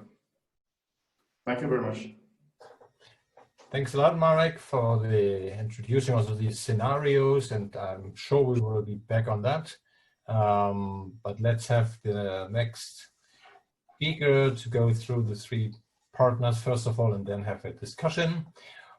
We move on to Kaunas, Janeta Stadickiene. She's the director of the Institute of Environmental Engineering from the Kaunas University of Technology. Janeta, please. So, hello to everyone. I hope you can hear me. Yes, perfect. I'm trying to share my screen. I hope you can see. Yes. It was long way. I wasn't speaking for a different sessions in our project, so I'm really happy to talk today. And also, it's a great pity that we cannot meet live. I have two reasons for this. It's like a little bit of joke, because many of the presenters today, they were talking about the sustainability in transport. So about bikes and other public transport cases and solutions. So we, with Kaunas team, we are supposed to go to Kiel by ferry. So it was like another options for the connections, not use like only cars or planes or so on. So, but due to COVID situation, it still remains like for the future. But I hope this mean of the transport, like a water transport, also in many cases, especially in Germany and also the Baltic countries, still remain very progressive and not very highly used mean of the transport. But today I would like to talk about a little about the different area. It's about the electricity or energy. In many countries, as we checked with my colleagues, there is nothing new. But for Lithuania, it's new from from this year, starting from the very beginning. So we started the process, the program of the liberalization of the electricity market. And what does it mean? Maybe you are highly familiar with this, that we started the program that all our residents can choose the most suitable electricity supplier. And I think it's very important starting point in Lithuania. As you see, we have these amendments to the law on electricity, which were adopted by Lithuanian Seimas on the 7th of May 2020. And what does it mean? It changed our concept a lot, because it will change demand from the private consumers and allow them to possibility to choose the energy supply. Because before that, until the next year, still we have the same situation. We have the purchasing the electricity from the public electricity supplier, and the price has been set by the National Energy Regulatory Council. So this program is seeking to protect socially vulnerable groups, and also we are hoping that it will change the benefits for all residents of the country. It's not like a one-day change. It will be the process of the transition gradually, starting from this year, when the first consumers has to choose their supplier, and I will go into the detail later on, and up to 2023. So we hope that all consumers or residents of Lithuania, we have the possibility to make their own decision and to choose the right supplier. Of course, which is also our government has in mind this these cases. Then some residents they will not choose the supplier, but it doesn't mean that the electricity will be cut for them. No, but they will also have some transition period to choose. So a little bit about this time schedule. There are some 3 stages, in fact, to implement this competitive electricity market concept. And as you see, we started already with this law, the public information campaign, also the information to the customers from the public supplier, what they have to do. Also, the first stage will cover, the consumers which consume more than 5,000 kilowatt per year. So it's like for the more intensive consumers. And I should say that some of them, they are really facing the dilemma what to do, which of the electricity providers or energy providers we have to choose. Still, there are some questions, and I think for the second stage, it will be much more easier to do this choice. And I'm happy to be in between of this second stage consumers, and we'll learn some practical lessons from that. So you see that in the stage second, the consumers, the residents which consume since 1,000 up to 5,000 kilowatt per year have to also to choose their electricity or energy suppliers. And the final stage, the choice should be made by all remaining householders. And since the 1st of January 2023, there will be no any public electricity supplier.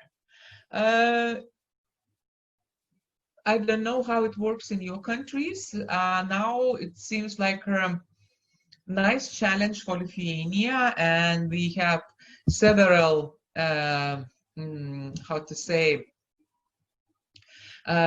studies made on this, about on gender, about income, marital status, the place of residence, and the age. And also, it's supposed that we, by this program, we have to, how to say, to take care about those lowest income residents, to help them and to protect them. So you see that about the 80% of Lithuanian population has or intends to purchase their own home.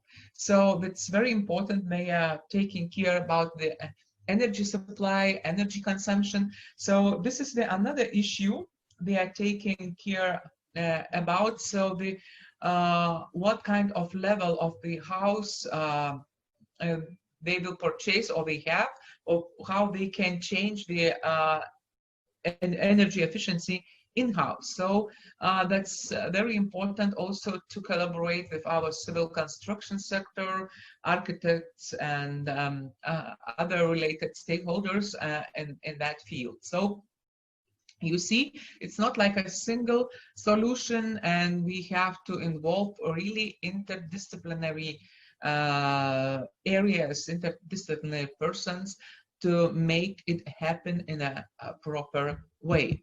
So, in fact, the general goals this program has, so very good communication, information. Also, I can see this like an opportunity for the energy provider.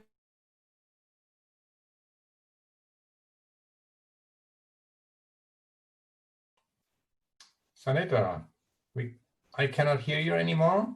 Hello?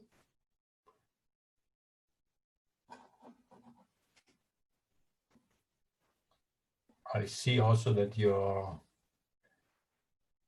video is frozen.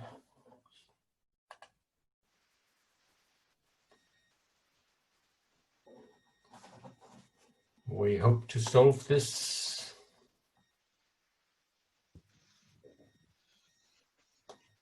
There she is again. Yes. Yes, yes. Sorry, I don't know. There you lost my present. I mean, on which slide? So it was I'm about trying. the objectives and the tasks. Okay. And, would be nice if you could come to a conclusion in 2 minutes. Yeah. It's only one slide, as you see, left for me. So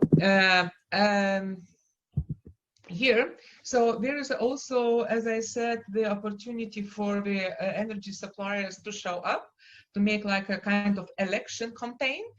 But anyway, I think there is some reason for them to provide the reasonable prices for our residents, for the energy consumers. So this is like a nice competition, also saving the environment, minimizing the impact to the climate change. So also the program has, as you see, 5 main tasks.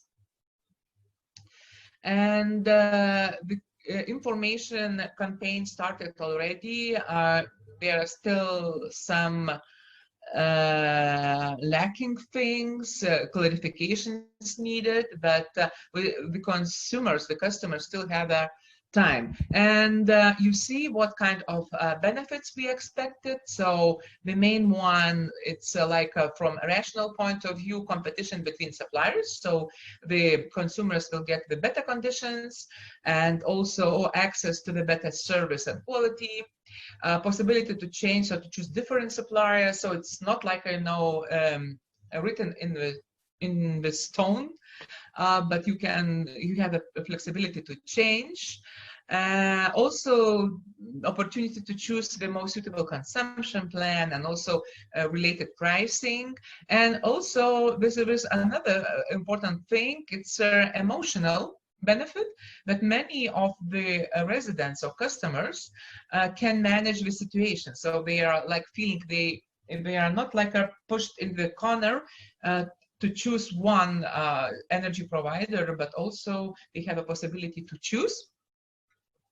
They are knowing they are paying right price, also the competition in the market. And also I think it's a main thing we are going to get win-win situation.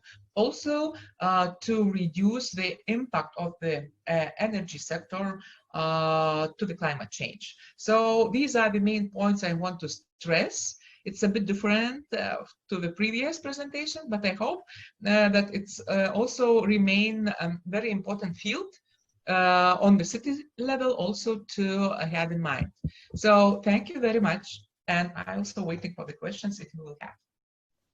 Thank you very much, Staneta, for this important program you're facing actually in the implementation. We're looking forward to hear how it then really worked out in probably a couple of years then.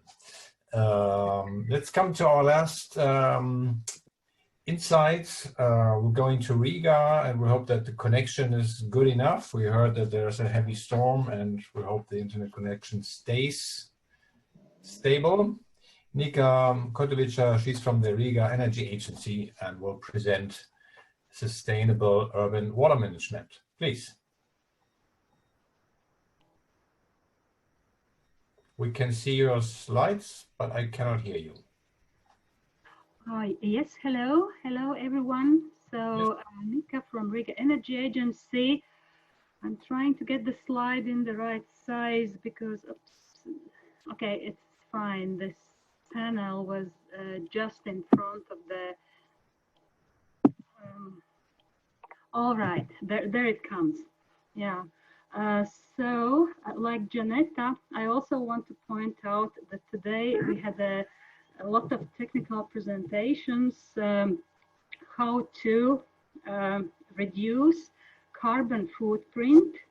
But if we think of climate neutrality, so this is actually balance between the CO2 emissions that are released in environment and CO2 sequestration through biological processes.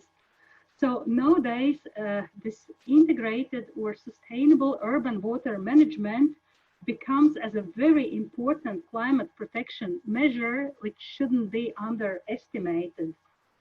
And yeah, this is my beautiful city of Riga. And of course, it's a pity that we cannot meet in face-to-face event in our city. But however, our city is a large, densely inhabited city, still at the same time with lots of urban greening and water bodies, 39% from the total city administrative territory. And our baseline situation just requires us to think of sustainable stormwater management, because the precipitation in our city exceeds evaporation.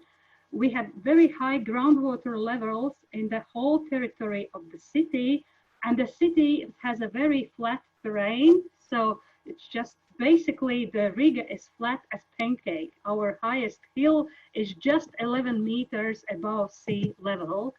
So therefore, in the Riga planning, management of stormwater runoff is really a growing challenge, which can solve a lot of climate mitigation issues. So just in 2 words about the water in urban environment, as urban areas are densifying, land becomes more and more covered with sealed, impermeable surfaces. Well, logically, it leads to reduced infiltration, less evaporation, and considerably higher water runoff volumes.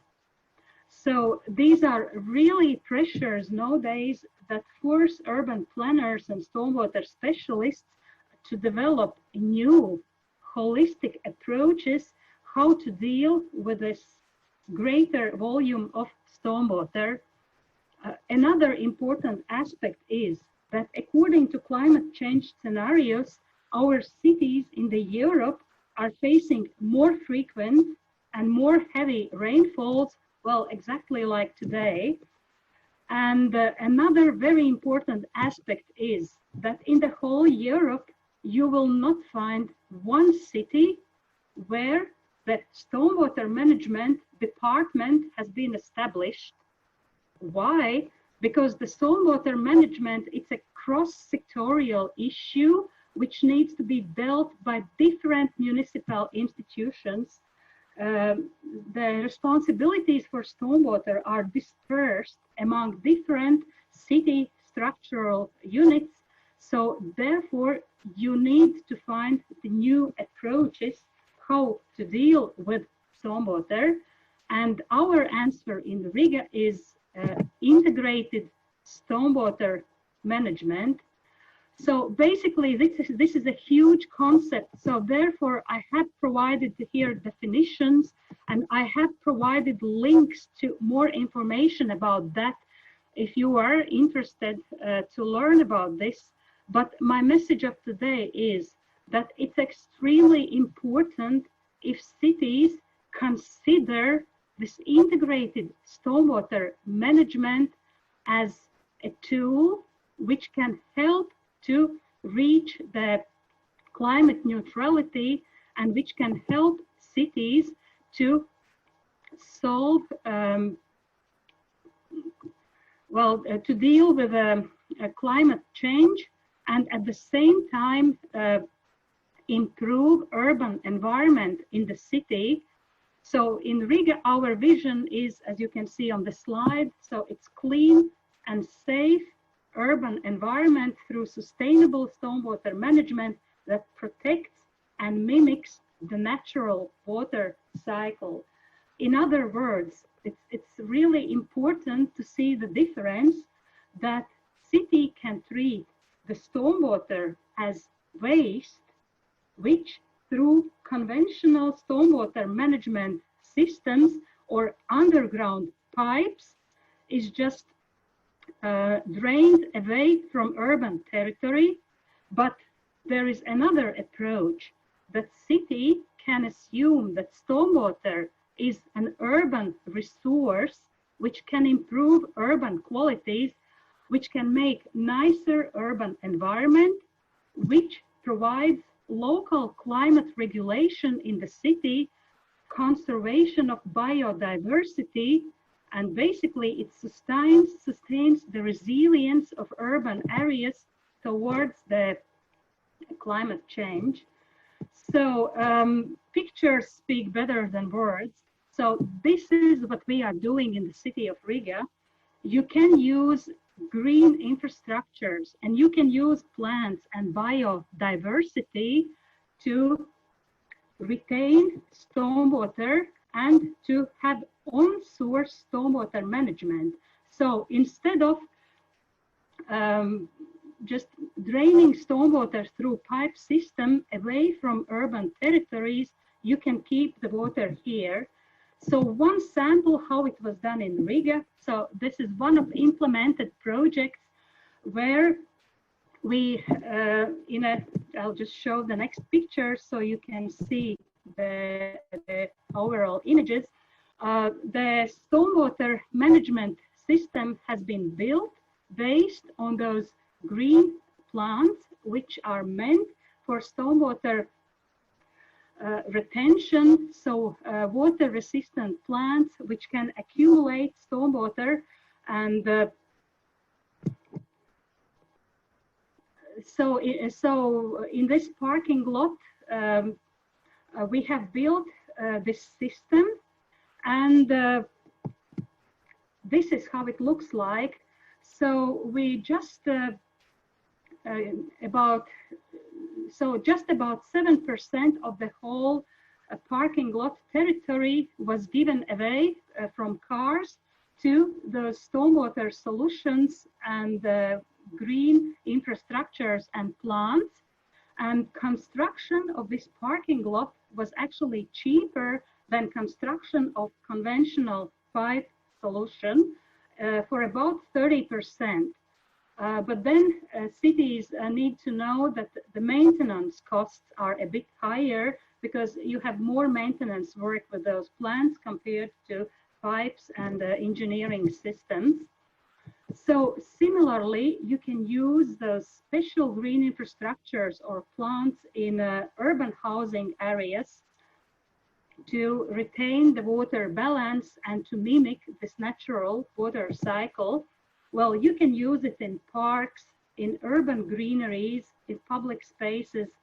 And one of the success stories is the Skanste neighborhood in Riga, where we are using green infrastructures for a whole neighborhood, for almost 2 square kilometers territory, where all the green areas are designed with purpose of innovative and multifunctional stormwater treatment.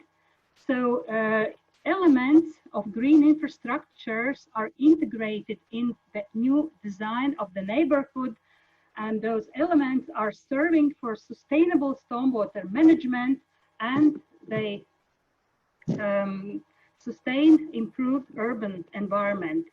So this is my last slide. Yeah, Frank, I see you in yeah, and so this was my message, that cities need to start working on these concepts because it will take some time. It will take a couple of years until you will establish your local stormwater coordination council, until you will amend city legislation and you will integrate the stormwater planning in your urban planning processes at all levels. But those results are very inspiring. So now in Riga, well, I can say that nearly all new development projects have those integrated stormwater management concepts integrated in the project implementation. So thank you very much, and I'm open for your questions if we still have a minute. But no, it's 4 o'clock sharply. Nika, thanks a lot. Nature-based solution. This is also a very important topic for smart cities and climate mitigation. As you said, unfortunately, we don't have much time to discuss all the sectors we were touching upon now. But I would like to raise one question to all three presenters.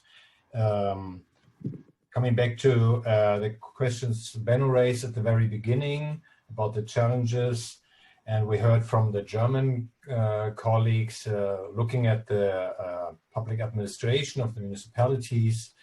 We do have an IT problem. We also have a staffing problem with all these temporary projects and so on, and competences in the administration.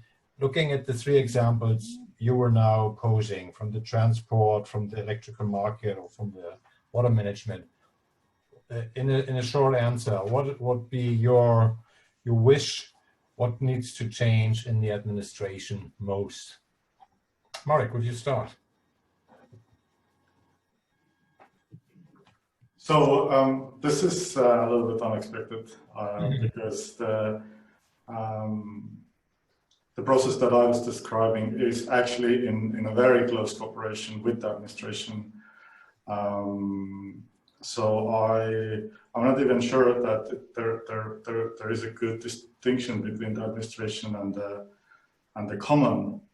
I would say that administration has an opportunity to be a forerunner, to provide good examples of for example, the decarbonization of the public services.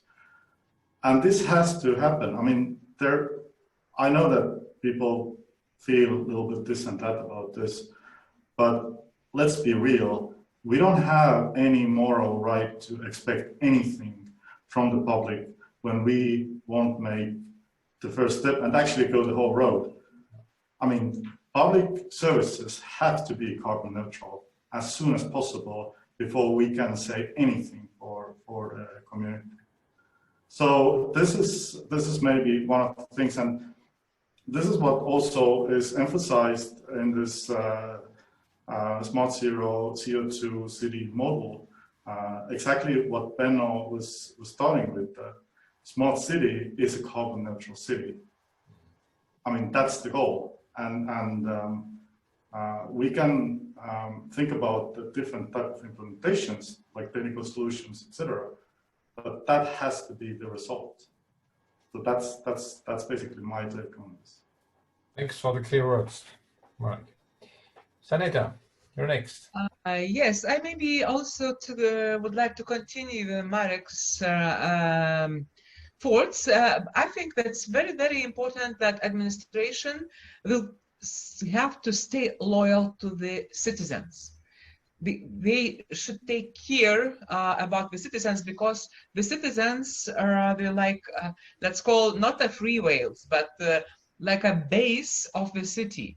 And in our case, it shouldn't be like a promotion of some of the energy providers. It should be right communication, not promoting, but explanation, education for the residents to make a right choice, and also to make the right impact on the whole situation, on the climate friendly solutions on the city level, because their choice also reflects like a mirror what is happening on the city level. So this loyalty to the residents and taking care about them, not about the energy providers. Thanks for making this very clear, the tasks, the focus of the administration. Thanks, Sanita. Nika, last but not least. Basically, what can be concluded from my sample is that climate issues are cross-sectorial. So therefore, in the cities, we need very strong cross-institutional collaboration. This is a must. And of course, city departments collaborate among themselves, but this collaboration really needs to be strengthened, and that we become proactive in working together and becoming constructive and ready to implement innovation, to change our daily routines, because in a real life it's extremely difficult and we have witnessed it for many years. And so, well, that's why we bring those messages also to our city and others, that start thinking in new way and start do your things differently. And yep. Thanks a lot for sharing this, these ideas, and we hope to work on it, all of us, on our positions, and we'll do so actually already next week with an open forum on Tuesday. This is the next webinar, an open forum about merging citizens' preferences and climate friendliness. So we hope you will register for next week, the 22nd of September, again for our webinar. And to come to an end, we would like to have a very short poll about how useful this webinar was today for you. We hope very much that you learned something, that the experience we shared and reflections were helpful. This looks very promising. Thank you. And other than that, I would very much like to thank all the presenters, all the participants, all the partners, and the colleagues from Kiel for today's webinar. Yes, we have 100% success rate. That's good to hear. And we hope to hear and see you back next Tuesday. And then there will be a next and final round webinar session with our colleagues from Riga in November, and all the information will be shared on our Baltic Smart City Dialogue website. Thanks a lot for today, and hope to see you next week.